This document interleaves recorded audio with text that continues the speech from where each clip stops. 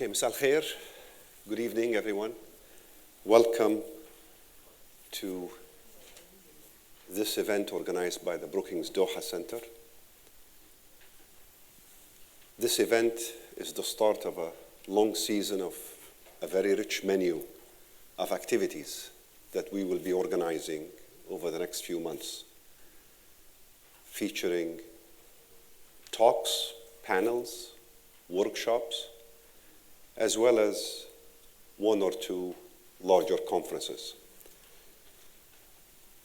Such an outreach effort on our part is partly to serve the community we are a part of here in Doha, to contribute to a lively and constructive debate of critical issues in the region, and to contribute as well to the advancement of knowledge and understanding on a number of fluid topics in the region at the moment, ranging from questions of war and peace, sectarianism, local conflicts, oil markets and economic stability, and a range of other more emerging challenges that are not new to you, from the press, from social media, and from events just close to us in this region. Today's topic fits within this prism: momentous, timely, and a very critical one for the stability of the country in question, the region in question, and the region, the Arab world, the Middle East at large. Mosul, the prospects for stability after liberation. I think it was a little over 2 years ago when most of us were quite shocked by the unfolding events in Mosul. A collapse of state structures, national army, massive investments that were made by the international community post-2003 in re-establishing the fundamentals of the Iraqi state. Those events were followed subsequently by the emergence of what became known as ISIS and its subsequent declaration of the Islamic Caliphate. 2.5 years later, we're now in the middle of massive efforts to liberate Mosul. An international coalition joined by local actors with regional players embarking on a massive military campaign with implications for the local population, for humanitarian issues, and more importantly, for questions of what happens the day after. How are power-sharing agreements likely to hold? What are the prospects for continued ethno-sectarian violence?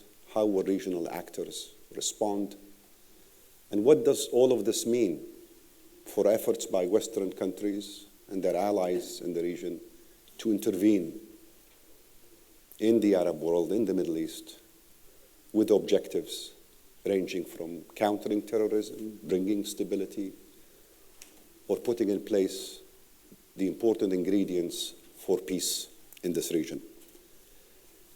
To help shed light on these questions and to engage you all and for us to engage together in an interactive discussion, we have 3 qualified scholars who are working in their respective areas on questions of politics and society in Iraq. Beverly, and I will not go through the rich bios that each of them brings to the table, only to specify the broad areas that each of them covers. Beverly is a professor at Queen's University in Belfast. She studies security sector and governance reform in the region, has been paying a lot of attention and writing considerably recently on countries that are going through political transitions, difficult political transitions, including Iraq. Immediately to my left is Ahab, who's a professor at Leiden University, flew in specifically for this event. He works on even more interesting questions, the interaction between politics and religion, contemporary Iraqi politics, the emergence of Shiism, its involvement in the construction of society and its influence on local conflict. He happens to be from Iraq, and that provides him with a very local angle on which he will be reflecting. Last, at the end, is Ranj, who is a visiting scholar like Beverly at Brookings Doha Center, whose area of research is specifically focused on Shia militias and Shiism at large, including the role of Kurdish political actors and their influence in contemporary Iraqi politics. Our three colleagues, friends, will be engaged with us tonight in a very interactive discussion. Initially, it will start with perhaps a set of questions, very brief questions that we'll pose to them, followed by what we would hope will be an open Q&A session where we'll try to cover as much as we can. But to get us started, I thought maybe we will give each of our speakers a chance to share some initial thoughts that go beyond what we see on TV, thoughts that go beyond what we read on the headlines, thoughts on what should we be thinking about as we start discussing Mosul and the prospects for stability after liberation. Beverly, our visiting scholar, we will start with you. Thank you, and welcome to everybody here this evening. I want to start by citing two figures to you. One is $6.5 billion, and the other is $15 million. The first figure, in the billions, is the amount that since 2014 the US government has spent in Iraq in supporting the campaign to degrade and destroy Daesh. The second figure of 15 million is what has been spent in terms of stabilization and reconstruction. So my first point this evening is, if we're thinking about the prospects for stability after the ousting of Daesh from the majority Sunni territories of Iraq that it has declared a caliphate from and occupied since 2014, but in the sense of its predecessors has enjoyed forms of power in much earlier periods. I wonder what would happen if we inverted those figures. If in fact billions were spent in terms of building peace. I think it would make an enormous difference to the prospects for stability. And this brings me to my second point, which is that no matter what our hopes, and of course we have a very famous Irish poet in Ireland, Seamus Heaney, a poet laureate, who said about our hopes, even if we start off with hopes and they're dashed along the way, we should still continue to have those hopes. And many of us have great hopes for the future of Iraq after the liberation of these territories from the rule of Daesh. Yes, those hopes have to change. And one way in which they have to change is we have to be very realistic about the stabilization and reconstruction phase. We can see already from what's happened in those territories that have already been liberated. We can see from Tikrit, we can see from Fallujah, we can see from Ramadi, that again there will be an ordering and a prioritization. And unfortunately, that will not be a reordering that prioritizes humanitarian support, the reintegration of the more than 3.3 million Iraqis who've been internally displaced, never mind refugee populations, but that the priority will be security. Security, security, security. And that brings me to my third point. The third point is that if we recognize and we have to accept that security will be the order of the day, that it will be the priority in terms of stability building and stabilization processes, we should question the wisdom of allowing the government of Prime Minister Abadi in Baghdad to lead this process alone. And this is a suggestion that has recently come out of Washington, that he should be left to lead stabilization and reconstruction alone. I think the argument should be that by all means, the government of Baghdad should lead, but it should maintain the coalitions that it has been encouraged to build, it has been mentored to build by the international community and by other actors in Iraq. It's only been through this process of coalition building internally that Iraq has been able to withstand some of the very powerful external pressures that are being applied and continue to be applied to the country.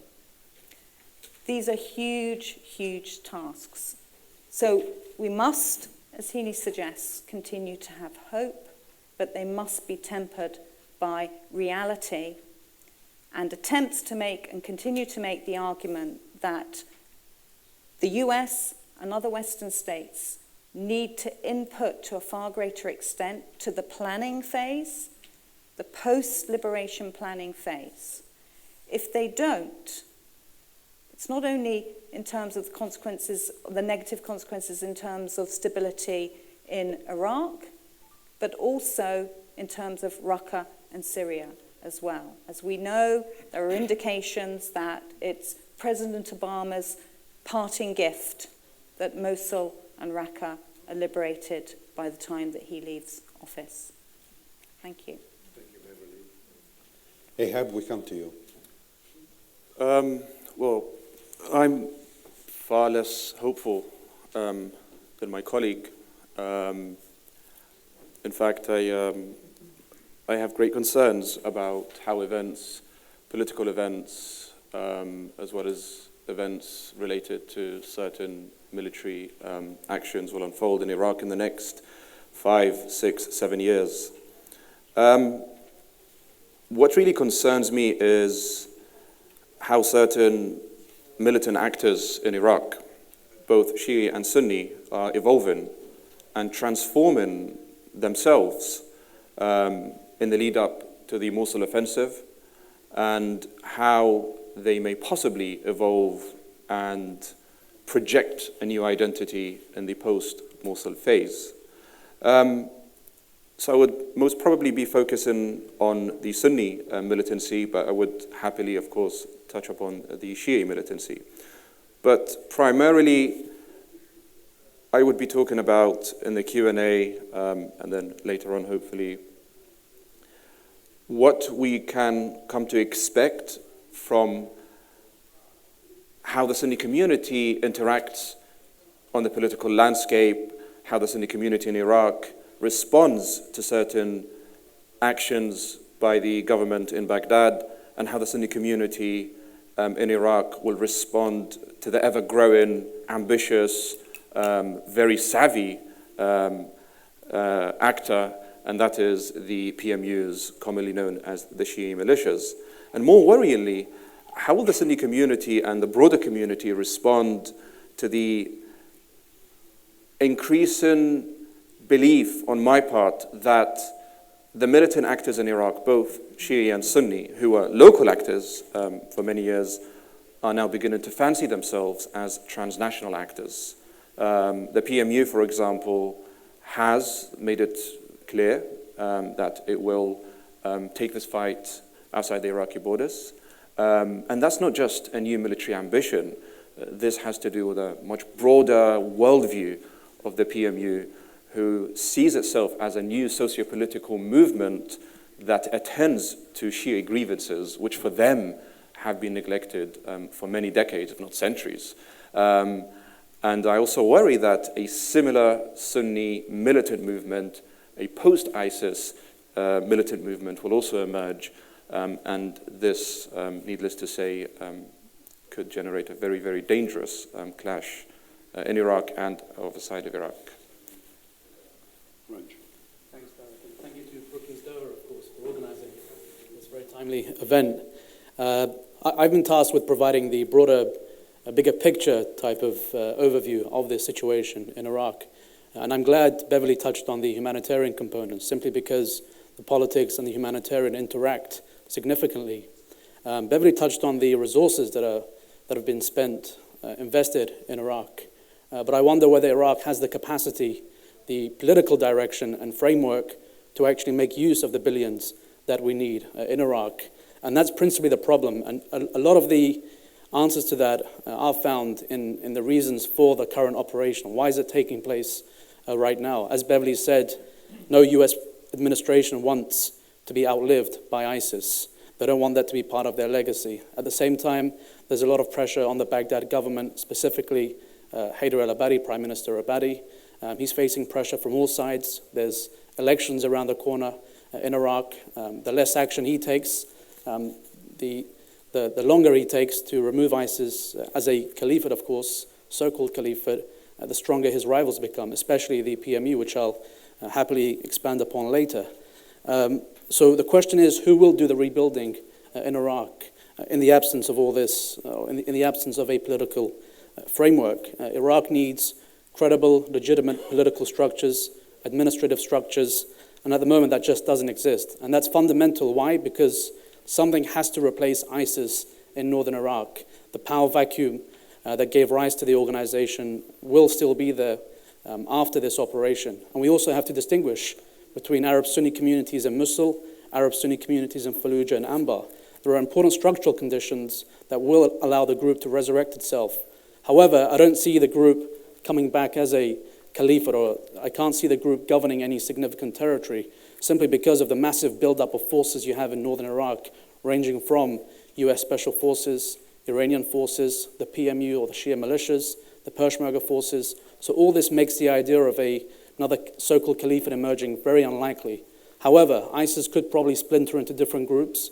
We saw in Kirkuk a couple of weeks back that it can still be a menace in the country. It managed to pose security problems in Kirkuk with just 50 militants. Imagine what it can do in places like Mosul, Anbar, and other parts of northern Iraq where it is much more sizable, more entrenched in the local population as well. So what does Iraq need in the absence of these credible political administrative structures? Ideally, it needs an external power that's credible, that has the resources to mediate tensions, to try and give Iraq a push in the right direction when it comes to remedying certain grievances, when it comes to revitalizing the local economy. You've got to give IDPs jobs. You've got to integrate them back into the communities they were once in. However, the problems that Iraq has had, and all the problems I've mentioned, Iraq has had for about a decade now. They've become worse since ISIS came to the scene. So the question is, what hope does Iraq really have in the longer run? Another thing to watch out for is other local crises becoming national crises. ISIS started off as a local problem around January 2014, December 2013, in places like Fallujah, in Anbar. Then it became a national crisis in June 2014 when it took Mosul. Those same indicators are there in places like Hawija in Kirkuk, in Diyala, where the same grievances, structural conditions can once again produce some kind of offshoot of ISIS itself. And I'd happily discuss the PMU, because on that I would say the term itself, the Popular Mobilization Forces, or Hashr al-Sha'bi, is no longer useful because there is no one single PMU. It's made up of different components. Some are state-aligned, very Iraqi nationalistic, very anti-Iranian. Some are vehemently pro-Iranian. Some even answer to the government in Tehran itself. So these important nuances and complexities that comprise the different communities, the different power-sharing, territorial, political arrangements have to be taken into consideration in the coming period. Thank you, Ranj. I think already, I don't know if you share my my sense of being overwhelmed with the complexity of the set of issues. Thank you. We'll try to unpack as much of this in the time that we have. Maybe just to pick up on a couple of the threads that have emerged that at least I found interesting. Abbas, you seem to suggest that some of these militias have a much broader worldview than Iraq, than the locality, than the region they're in. Something that Ranj seemed to agree with you also on. If so, what does this tell us about, one, how post-Mosul liberation is likely to evolve? I think we want to understand a bit more what is likely to come out of Mosul in terms of the evolution of Sunni militancy, Shia militancy. What does this mean for Iraq? And quite frankly, and I'm a bit here overwhelmed, the future of the nation state in a region where until very recently you could not use the terms Sunni and Shia and militancy in public in the way that now has become a matter of fact. You see what ISIS did so successfully in 2006. We are told that supposedly there was a meeting between Abu Mus'ab al-Zarqawi and Abu Umar al-Baghdadi, and they created a new council called Hilf al-Mutayyibin. And their job, if the documents are to be believed, was to subsume Sunni militant actors, particularly ones which sat on the margins, particularly ones which were peripheral, particularly ones who did not have the proper resources and lacked proper geopolitical ambitions, and bring them under a particular umbrella led by someone qualified and someone who could eventually become a caliph. And there were certain ways on how the strategists of this proto-ISIS thought about in bringing them together. One is to project a broad Sunni identity, to present themselves as the champions, the guardians, the protectors of Sunni grievances. Of course, it didn't help that there were very legitimate Sunni grievances, grievances which protested how the Baghdad government conducted itself, grievances which protested how certain militias acted. And of course, there are broadly two types of militias or paramilitaries in Iraq, the state-dependent and the state-independent, although in the post-Mosul, the lines separating them have become very blurry. So in 2006, this proto-ISIS group managed to bring everyone together using these grievances, using national grievances, and project a united Sunni front. My worry is that with its excessive savagery, with its excessive mistreatment of certain locals, with its austere, rigid, unrelenting form of Islam, we hear stories of young youth being beaten or lashed because they shaved their beards, because they smoked shisha, or because they were caught smoking, and so on. That has created some sort of gap, a chasm between them and the Sunni community. So in the immediate post-Mosul period, the Sunni community, so to speak, and my colleague Ranj is spot on to draw a distinction between various shades within Iraq's Arab Sunni community.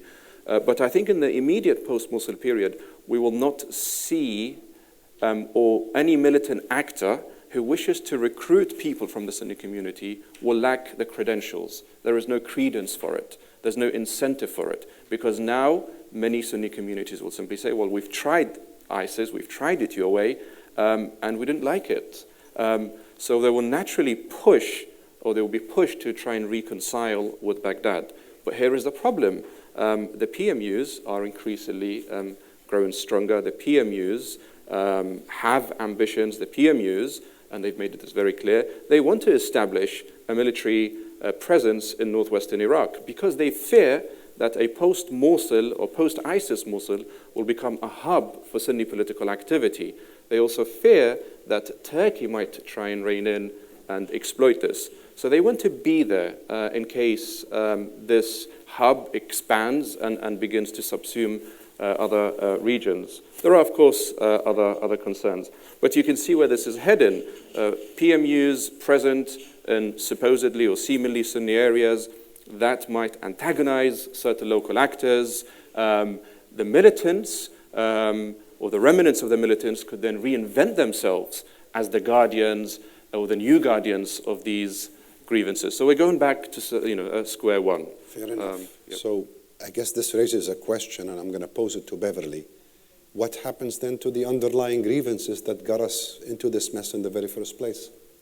Are these temporarily suspended, or are they likely to emerge again, both politically and militarily, in ways that we cannot predict at the moment?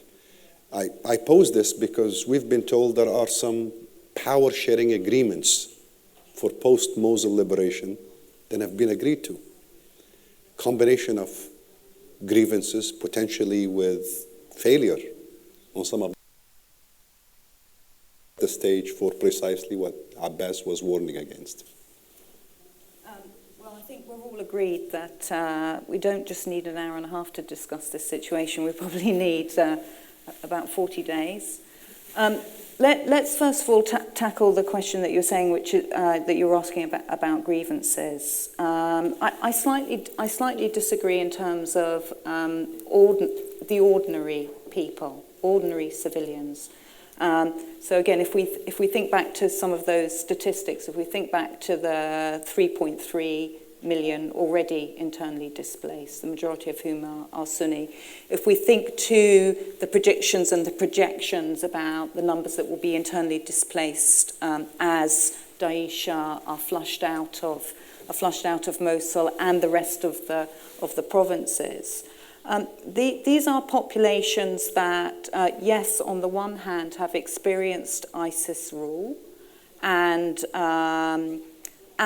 have had a mixed experience of it. And I think it's actually quite important to acknowledge that there were some aspects of order, rule, and governance that for populations which for the best part of a decade experienced the opposite in terms of central governing authorities. So they experienced instability, they experienced persecution, they experienced violence, they experienced the disenfranchisement of their communities. I mean, I'm not saying that, everybody was having a really fantastic time. It was a picnic, but we have to acknowledge, and it's very important to acknowledge in these post-Daesh settings, that there were some elements where grievances were dealt with and addressed by these groups. These grievances towards those in power in Baghdad will persist if after Mosul, the political dispensation that unfolds does appear to be a pre-agreed carve-up between the fiefs, those who have power built on narrow, marginal, and highly personalised interests through alliance with other local actors or with external actors. We can only hope that the PMU, along with the Peshmerga, abide by the agreement as it stands now that they will not go in to Mosul, that they will stay out, and that the Iraqi security forces, the other elements of the Iraqi security forces, are allowed to go in and achieve the victory. Because this is also about recovering legitimacy for the Iraqi state forces.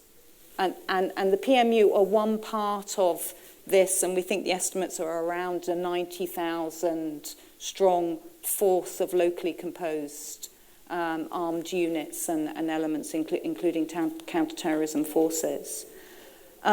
So pre-arranged agreements for carve-ups are not a good idea, and history teaches us that. You asked a question about sovereignty, and I think that that's also a very important question, because we see that, as Ahab pointed out, ISIS broke the sovereignty question with their transnational ambitions, crystallized around Sunni grievances. But also, sovereignty has been broken by a range of regional state actors and others in the international alliance in terms of reacting to and responding to the ISIS threat. So we have non-state actors breaking sovereignty. We have state actors not respecting the sovereignty of Iraq, all of which makes the prospects for future stability even worse. And it leaves the government of Haider al-Abadi in this constant tension with the internal bidding and demands on him and the external pressures as well by other regional actors. Thank you, Beverly. And I think it's very appropriate that I go again to Ranj right now to highlight two things. One, the role of some of the regional actors in either supporting local arrangements, what follows, or in undermining those local arrangements. Two that are in a position to play a pivotal role would be Turkey and Iran. How do you see them playing this out or playing out their roles at a moment when, in fact, the assumption that one can safely make about the international community, and I mean by that the US and Europe, that there is very little stamina for engagement, little resources, a lot of reluctance for engagement to enforcing these arrangements post-liberation? Great question. So if you look at the time when the US was in Iraq, power-sharing arrangements, deal brokering, whether it's deal-making with key components of the Arab Sunni community, key Arab Sunni political actors, Baghdad-KRG relations, the US did have a positive impact. I mean, if we look at the role it's played since its engagement in Iraq during the course of the war on ISIS, especially over the past couple of months, for example, tensions have been alleviated between these different actors. What the US presence also does, it sends a signal, a warning to Iraq's rather unhelpful neighbors, both Turkey and Iran to some degree or another, that Iraq isn't simply theirs for the taking. But the reason why Iran and Turkey are able to exert their influence comes back to my earlier point about the atomized security structures that you have in Iraq. Every country has its guy, its actor, its proxy, both Iran and Turkey. The stakes are much higher because of the Syria conflict, which you can't really, when you talk about Iraq's problems, you have to look at Syria as well, at least from a geopolitical perspective. So if you look at Turkey's interests in Iraq, it relates very much to constraining the opportunity structures for the PKK and its partners in Iraq to become strengthened. With respect to Iran, the same applies when it comes to its Kurdish issue, its efforts to ensure Iraq doesn't become dominated by those actors that are hostile to it. And here's where the crucial nuance comes in, because within the PMU, quote unquote, there are actors that are vehemently anti-Iranian, state-aligned, aligned to the religious establishment or the Marja'iyya of Ayatollah Sistani, for example, that play into these dynamics. So Iran's interests in the immediate period, because of this very fragmented security environment, is to ensure Turkey doesn't get the upper hand. The same applies to Turkey as well, especially with the Tal Afar incident or situation that you have right now. If the PMUs do take Tal Afar, if they do get closer into the vicinity of KDP forces, Peshmerga forces, that emboldens the PKK, that strengthens Iran's hand in that geopolitical equation. Thank you, Raj. Before I go to the audience, and this will happen in just a few minutes, I just want to pose one question to the three of you. Can we imagine Iraq being a unified state in the medium term, living in peace, with some measure of prosperity? If so, what sort of a state structure would give us the best chance of seeing that happen? We've heard a lot of talk, renewed interest in models of governance that involve devolution of power, decentralization, or even federalism as potentially the entry point for bringing the state back. Abbas, how do you feel about that? Or what's your Ihab? That's okay. I've always wanted to be called Abbas. I have a very good friend of mine who looks like you, who's called Abbas. That's why the two. You keep company of good-looking men. Well, you know, there's one issue that we've overlooked. It's what's happening in the south of Iraq. And we should not for a second think that the south of Iraq, the so-called Shi'i south of Baghdad, is witnessing instability. There's a lot going on in the south, particularly in Basra. There's a serious water drought in the south of Basra. And as such, local paramilitary groups, local tribes, as well as local government forces, as well as some mafia bosses, are beginning to relocate to the north of Basra. And this is one of the main reasons why there's been serious clashes in northern Basra. Now, there's talk of more water drought coming across or showing it lend itself in other cities in the south. And again, that could create more intra-Shi'i fighting in the south. So when we speak of a possibility of having a unified, stable Iraq, it's unlikely because there's so much happening in Baghdad, south of Baghdad, north of Baghdad. Supposing we do have a unified Iraq, there were several attempts to try and project unity, but according to whose terms?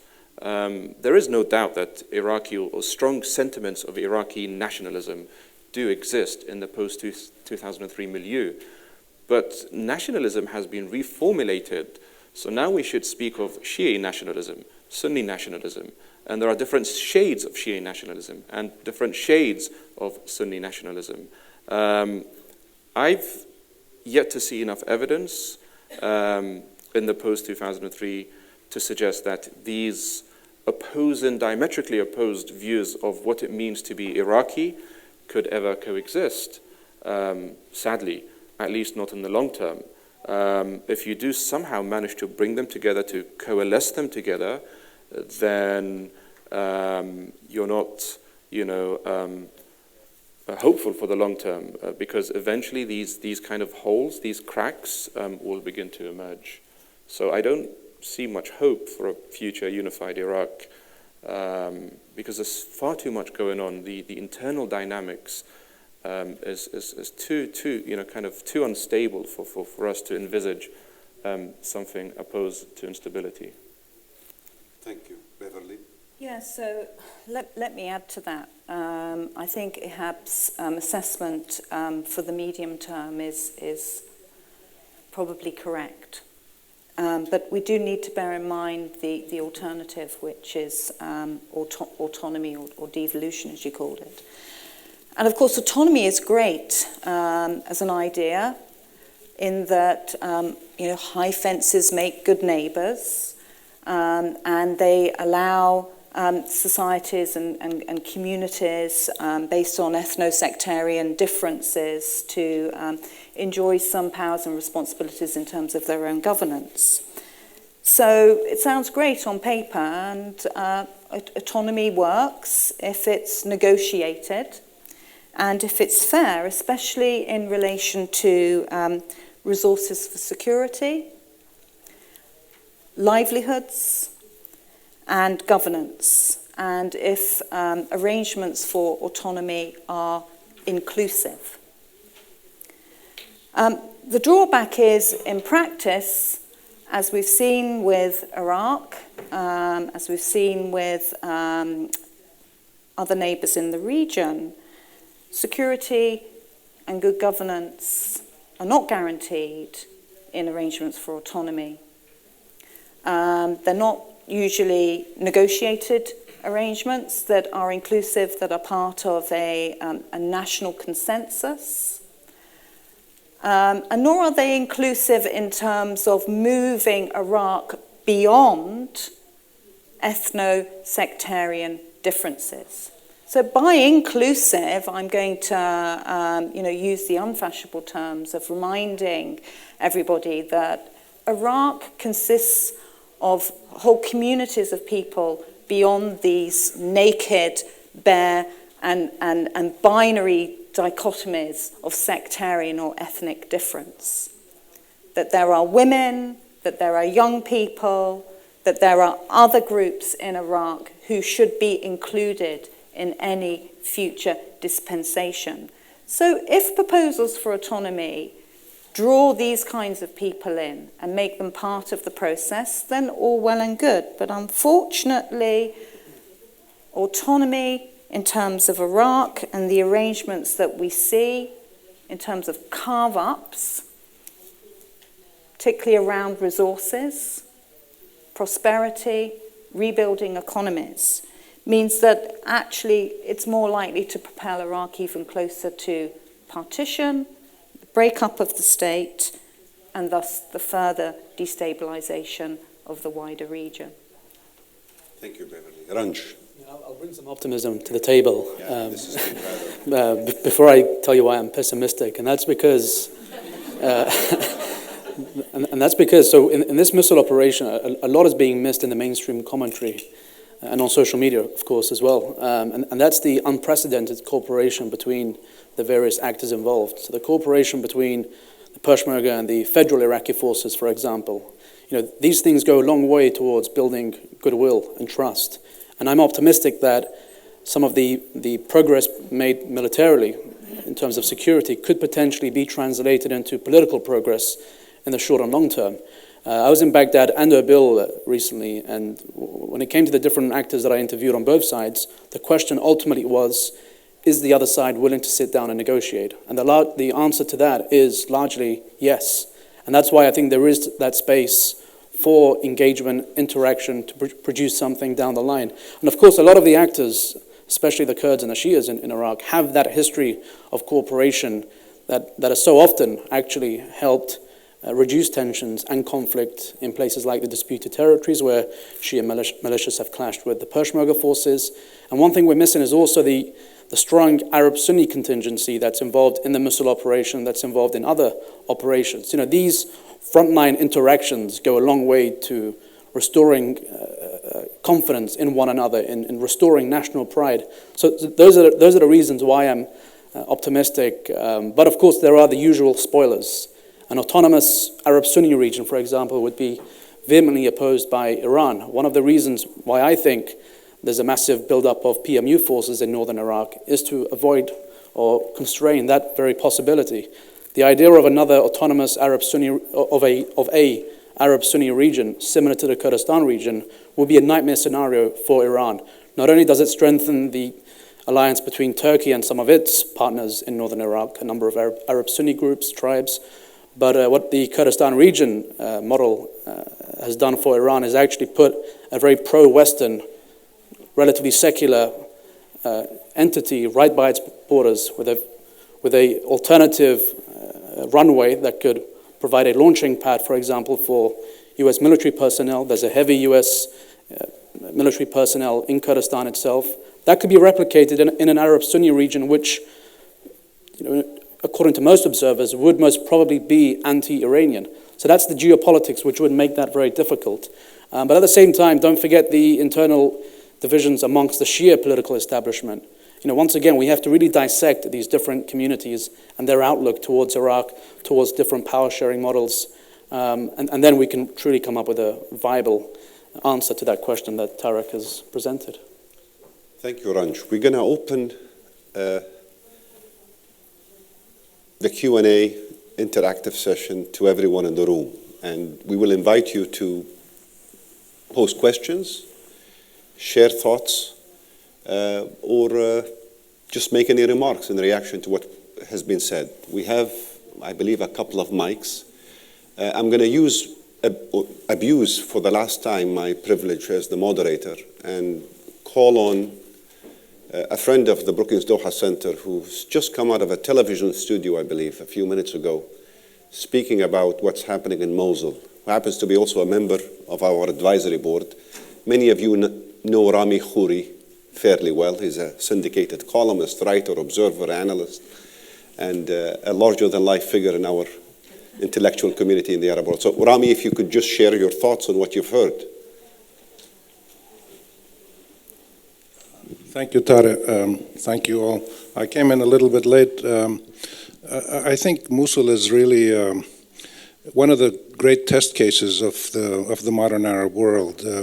Not just the convergence and coordination of the various forces who are fighting to liberate it, but for the subsequent political reconciliation and stabilization and growth and development that has to happen. The Arab world has not done a very good job so far in the last century of truly negotiated social contracts. In fact, there has never been a really negotiated social contract. Most social contracts have been laid down by the ruling authorities or by the imperial forces or by the conquering forces or somebody, and the citizens just went along with them. So I think we have the opportunity in Iraq, and later we hope in Syria and in other places, to see some kind of genuine negotiated social contract that addresses all of these fundamental issues of citizen rights, of social harmony, of power sharing, of accountability, participation, all of these phrases that we hear all the time, all of which are critically important. I agree with the sentiment that there is a will among the Iraqis, as far as I can tell, to maintain some kind of unity. The states, the modern states of the Arab world, even though many of them were created by Western powers, have had remarkably durable borders, with only a few exceptions, and have withstood a lot of internal tension, wars and other problems. So you still see Yemen, Libya, Syria, Iraq, more or less trying to maintain their national integrity, but that can only happen if they integrate internally. So I think the critical thing is to keep doing what Brookings is doing and what other people are doing, which is to keep researching this on the ground and to give voice to the people in Iraq and in Mosul to basically express their views. I think one of the great missing elements in the modern Arab world has been the voice of the Arab people, and this is an opportunity that institutions like the Brookings Doha Center and many other think tanks and research centers, universities, journalists, and everybody has a role to play in this process. Thank you, Rami. We'll start with this side of the room. I think I saw your hand. Hi. Thank you very much for a very interesting debate. Andreas Krieg from King's College London. I've been in Iraq a couple of times over the last couple of years doing research, particularly looking at civil-military relations, and that's one aspect that we haven't discussed yet here.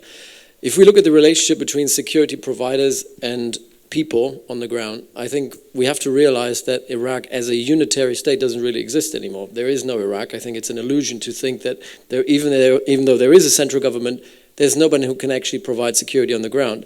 And if we touch upon the social contract debate, then an inherent feature of the social contract is always the provision of security, physical security, and which is supposed to be the first step in any stabilization after Mosul.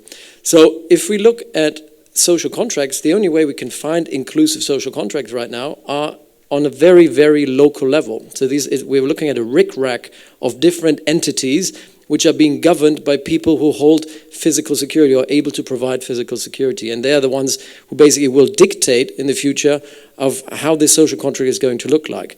And so the question is going to be, how do we reorganize the security sector in Iraq with all the different militias, with all these different security providers that do exist, that do have transnational, international links, but are effectively governing territory, and they don't only have a military role or a security role, but a social-political one.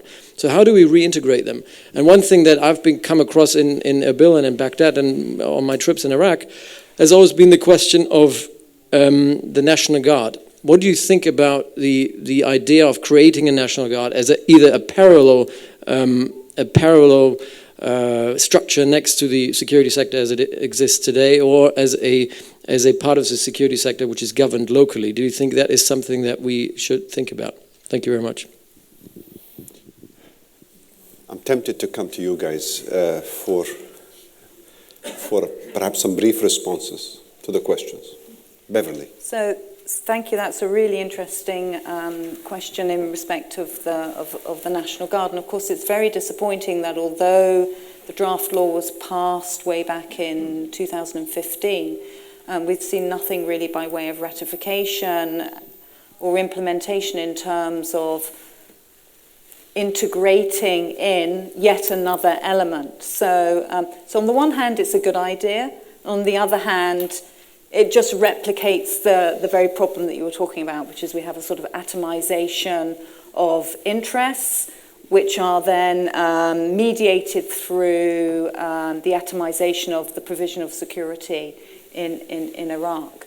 So maybe we could say that the idea of the National Guard is an important first step to reintegrating a security community that was previously disenfranchised, but that ultimately merely replicating at state level these competing and sectarian-based security providers is not helpful. However, in relating it back to the wider point about renegotiating the social contract in terms of providing security for Iraq's citizens, I think we have to come back to the point that Ranj and Rami made, which is that there is a will, and that's important. But unfortunately, for the government in Baghdad, there is no way. The government in Baghdad today cannot afford to rebuild society. It cannot afford the first task of providing any form of security for its citizens. In October alone, 2,300 Iraqi civilians were killed. The state is bankrupt and is therefore dependent on this range of outside actors. And unfortunately, we end up back into that vicious circle and self-fulfilling prophecy that leaves the most vulnerable in Iraq still the most vulnerable. Ahab, I want your reaction to this also. Could the idea of a National Guard help? Well, I think it's there's two issues here. We have to be careful with certain assumptions we make, particularly amongst the media. This idea that there's a will amongst Iraqi, it could possibly exist. I don't disagree with it. But how do you gauge it? There is no empirical research. No one has actually gone out to do this. How do you measure the will of Iraqis, and which type of Iraqis we're talking about? Again, the National Guard. Who draws most benefit? Because that's how most actors in Iraq are thinking. Will this benefit me? If you're talking about south of Baghdad, I would suspect, based on some of the evidence we see in the literature, in the output, in the speeches of certain actors in the south, that they're not terribly interested in a National Guard because it will undermine the military presence. And it's just not, and you're right to note, for them, it's not just about having a military upper hand. It's not about outdoing Baghdad. It's not about forcing Baghdad to come to them and ask for help. It's about, carving out a new constituency for them. And there are multiple Shia constituencies in the south. These constituencies act as little communities, as enclaves. They provide services, these paramilitary groups. They provide schools, universities. Some of them have even run academic journals. So you've created such small bubbles in the south, and then to suddenly ask them to reintegrate with people who are perceived by them as people who colluded with ISIS, people with whom we cannot coexist. There's a lot of distrust, right? And there are certain ways to gauge this. There are certain ways to measure this. There's a lot of distrust amongst Iraqis. I think we've reached a point of no return now. we may have collaborations, as we saw with the Mosul offensive, but that's just pragmatism leading the way. But trust that will define a long-term Iraq, that is long gone. That ship sailed years ago. So again, it's whose benefit, who's drawing most benefit from this? And I think most in the South will kind of disagree with it. Ranj, very briefly, because we want to go back to the floor. It's important not to simplify it to them and us, firstly, because the devolution of security to, let's say, non-state actors doesn't necessarily mean state failure. If you look at experiences in Southeast Asia, the Middle East, Iran, for example, after the 1979 Iranian Revolution. So there are multiple cases where the use of force has been devolved to other actors. So it doesn't necessarily mean state failure, but also because of the interaction that exists between some of the groups we've described and the Iraqi state. Some of the militia heads have held ministerial posts. There's constant dialogue between those actors, those non-state actors, and the Iraqi state. But the important thing to do is work out where the authority of militias begins and where it ends. You can't forcibly remove these actors. You can engage them in dialogue. It's happening already. It's happened over the past 10 years. The Americans, when they were in Iraq, were constantly negotiating, interacting with these militias, working hand in hand in partnership with them. So that's the nuance, I think, that needs to be added to this debate when it comes to security sector reform in Iraq in the coming period. Thank you, Ranj. Come to you for your comments. Yes, here's the mic. Okay. Thanks. Can Thanks, you Tariq, introduce for congratulations for your presidency. I hope to be good for us all. Inshallah. Thank you. So, thanks for all speakers, but the presentations didn't answer. What is the title here? Stability or instability? There are many things which must be said here. You said that United States paid $6.5 billion and plus 15, which I know is highly different. I was a professor in Pakistan during the first Afghan war. America paid $20 million. Liberation of Iraq took $60 million, but fighting Daesh took $500 million with 63 countries allied together. When I was coming here, I heard that Turkey is massing its tanks and artillery in the borders, and there are a warning of the Prime Minister of Iraq. They said there is a armada of 200,000 massing to attack Mosul. And they said that Daesh is 5,000. Not a joke. It is a true 5,000 against Armada. This is a joke. You create this. This is correct. The second thing, targets. Why they are fighting? Why are they paying all, wasting our times? I think there are three targets or motives. First, to create a Kurdi nation like to be Israel in the area. The second, guarantee of security of Israel.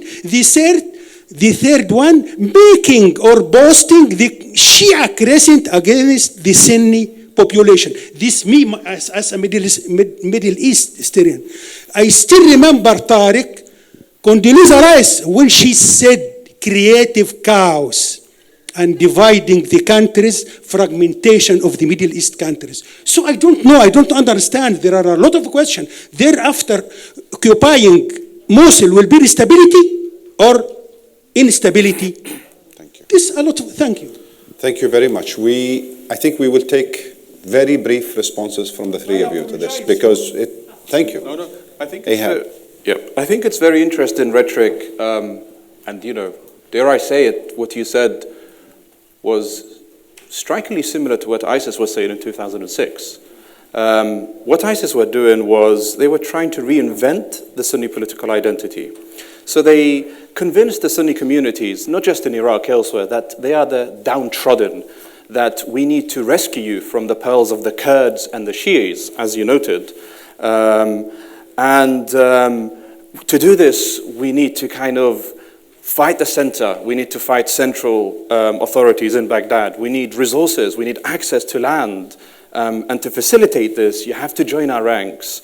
So, I kind of congratulate you on kind of drawing the similarities. I think, and I've been very blunt here, what you said is dangerous rhetoric, and it should be avoided. There's absolutely no evidence, no substance to some of the claims you made about Kurdish Israel. I think that's quite offensive to some of our Kurdish friends, even more offensive to suggest this idea of a Shiite crescent. I mean, that scaremongering is precisely what ISIS were trying to do in 2006, and probably the same scaremongering that they will do again to reinvent itself. So with all due respect, without falling into irreverence. Thank you, Ahab. Although the only thing I would add is some of this rhetoric is widely shared across the region, whether we like it or not, unfortunately. And you hear it at the highest level. Yep, sadly. Sadly. And that is part of the problem that we have to all contend with and deal with. Beverly, I'm going to skip you on this question and come back to you, but Well, I mean, a Kurdish state, an autonomous, independent Kurdish state. I mean, ultimately, we're talking about the credibility deficit that the U.S. has in the region. I think that's the broader point that one could take from your comments. And no doubt, the slow reaction the U.S. had when ISIS took Mosul, for example, there were all sorts of conspiracy theories coming from that, and there still is today. So no doubt, the U.S. has a long way to go to repair that trust, to remedy that disconnect between what actual U.S. policy is and what popular sentiments are in the region. Thank you. And by the way, there's a long way to go for the U.S. What is also not clear to us is that the U.S. is interested in going the long way in rebuilding credibility. So we'll come back to this, sir, and then we'll come back to this side of the room after this. Thank you, everybody. I'm a resident of Doha. I'm an engineer, and I'm an executive in an investment group. I had a chance to go to Iraq several times to the Kurdish region. And our activity stopped with the ISIS move and initiative. I personally, being an engineer, we like to have things simple and clear. I think the Kurdish state is coming. I think if you go to Kurdistan, the Kurds forget any talk about coordination and central government and unity. And then I think the Kurdish state is coming. The Kurds are ready for it. And it will be automatically initiated after the Mosul initiative. It would be part of a settlement, and we're going to have the creation of a Kurdish state, whether the Iraqi central government likes it or not. I think the whole Western world is in support of a Kurdish state. I used to be against the Kurdish state for one reason or another, but after visiting the Kurds, to be honest, even myself, I feel they have to have a state. That's my opinion. But as an Arab Sunni, I sit down, I think, and I am very upset deep inside, and I'm extremely frustrated.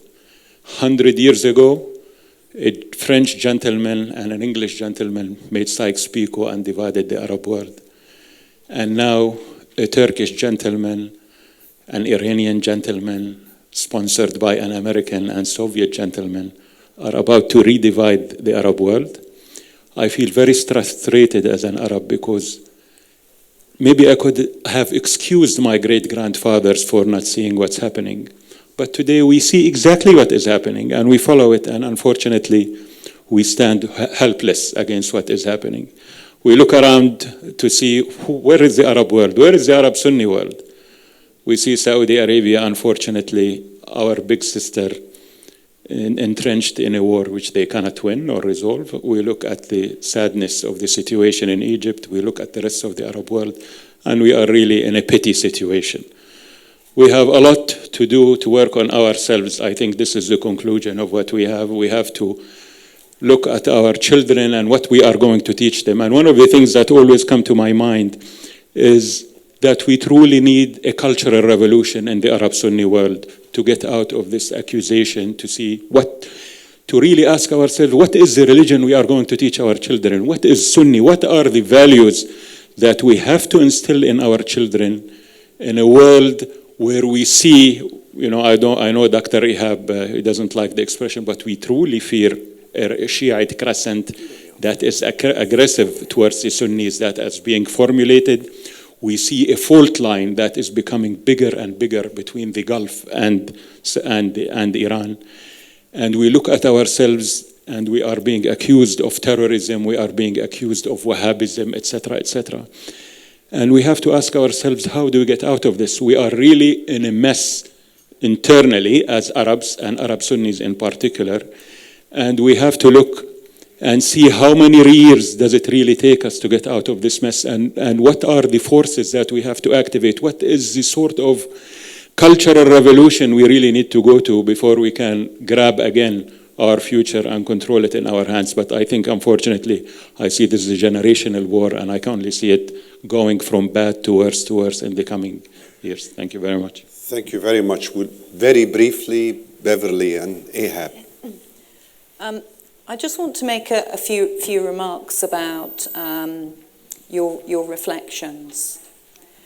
I come from Northern Ireland, and normally when I say to people I come from Belfast, then one thing springs to mind, which is that people were engaged in a war, in a conflict of 400 years duration and 40 years of civil war until a peace agreement was reached in 1998. And the basis of that conflict, in terms of a label, was sectarianism, was people of the same faith pitched against each other. But these were labels that were used to create or to mask real grievances about power and the sharing of power and emancipation on an equal basis. So far be it from me to offer a word of advice to the Sunni and Shia people of the Arab world or the Muslim world, but I would really urge you to try and resist the damage, the infection that is sectarianism. And if you want to encourage and steer the future generations away from this conflict, ask them to transcend these labels and to think about true equality and true sharing of power across your societies. Thank you, Beverly. Ahab. I think that the first part of what you said was wonderful, and I completely agree with it. The second part, not so much, because I think religious identity in contemporary Arab societies is part and parcel of who they are. So to ask them to transcend the sectarian identity could be problematic. And allow me to make a few qualifications in order to respond to the gentleman. Number one, I'm not in a position to suggest how the Arab world could improve itself. I mean, number one, you use the Arab world and the Sunni Arab world synonymously, and that could be said, in some people's view, a statement of exclusion. What about Shia Arabs? You didn't mention them once when you said the Arab world. What worries me most at the moment is that, and according to some of the research coming out, particularly in the UK, is contemporary Sunni identity is increasingly defining itself in opposition to Shiism. And that's very dangerous. It happened in the 10th century when the first Sunni creed, the first Sunni Aqidah was put together. The author, Abu Ja'far al-Tahawi, defined Sunnism as a creed that stands in opposition to Shiism.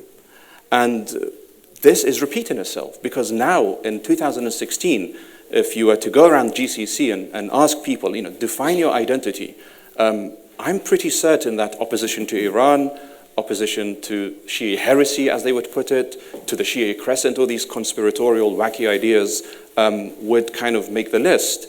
The worry is when you increasingly, as Sunni Arabs, look at your Shia Arab brethren as a security risk.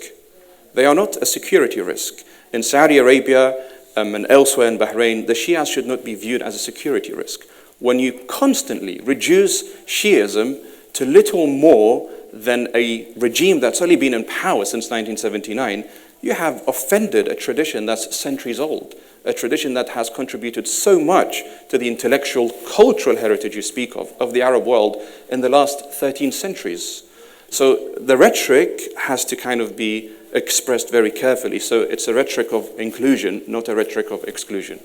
One thing I would add to that is the fluidity of the politicization of sectarian identity, because that's ultimately the problem here, the politicization of identity, sectarianism. So in Iraq, for example, the pro-Iranian alignments that you have in the country within the political spectrum and some sections of society is actually quite recent, but at the same time, history shows that it can very easily reverse. I liked your point about the need for a cultural revolution. In places like Iraq and elsewhere, civil society is playing a much bigger role now, thanks to things like social media, for example, outside investment, engagement, in mobilizing the public against the political establishment because of their corruption, because of their failures. So I think that there are some glimmers of hope that just isn't getting enough attention, but nonetheless could have very significant impact in the short and medium term. We have time for possibly one or two questions. We'll take them together and we'll give our panelists a chance to make some closing remarks. We'll come to you, sir. There's a mic here.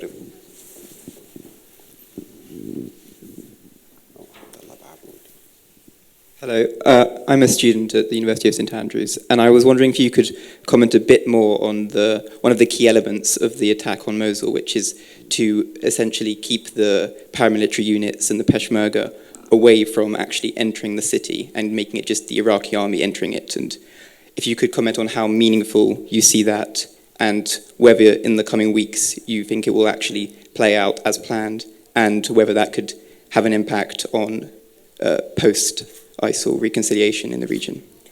Actually, Ranj, very briefly, I think you should respond to this. Good question. I don't see them going into Mosul city itself. One of the reasons why you have this build-up of forces of the PMUs, of the Peshmerga, is because of what comes next. That is, who will dominate, who will replace ISIS, rather, which political structures will come after ISIS.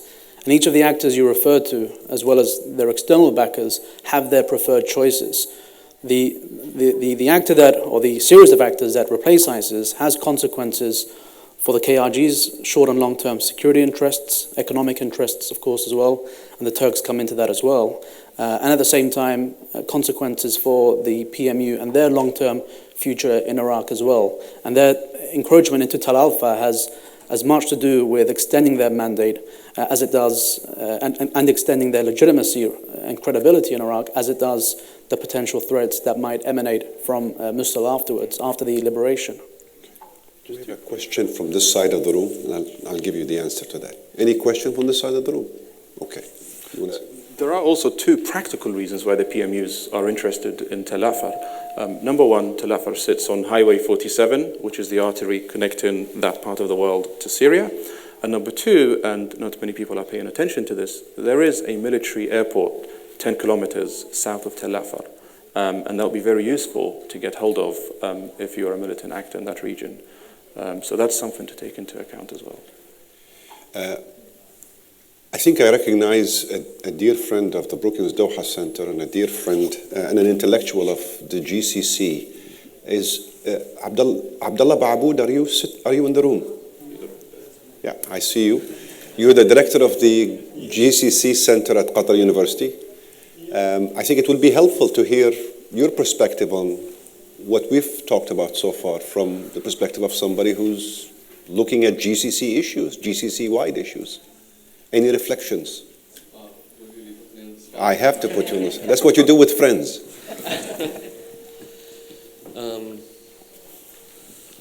Well, the picture is so confused here in the GCC, and the question is there a GCC position on Iraq, but on anything else as well? There is no consensus within the GCC. There are different GCC views. We can see there is a Saudi view, there is an Omani, a very distinct Omani view. And there are some nuanced views from other Gulf states. In the past, we used to have a very distinct Qatari view. When it comes to Iraq, I think there is some kind of an agreement that the GCC is have kind of a general view on what goes on. Oman is the only country that always tries to play the game of dissenting and have a different view. They've kept a relationship with the regime in Iraq, and they kept an embassy open, while the rest of the GCC states followed Saudi Arabia. You mentioned something earlier, and I totally agree with you, that the view that there is this Shia crescent, there is this onslaught of Shia on Sunnis, there is some kind of conspiracy against the Sunnis in the region. There is Western, American, Israeli conspiracy against the Sunnis and dividing the Arab world is so prominent in the thinking here, not only at the popular level, but also at the official level and the elites thinking. And that really colors colors the whole picture. It makes it so confusing, and I don't think anybody really understands what is going on. When you have that kind of thinking kind of predominates, and that kind of perception, and as you know, perception is reality. When you perceive that the world is like this, you act in the way that you perceive it. And at the moment, things are very blurred here, and it's very difficult even to get from a state within the GCC what their position is.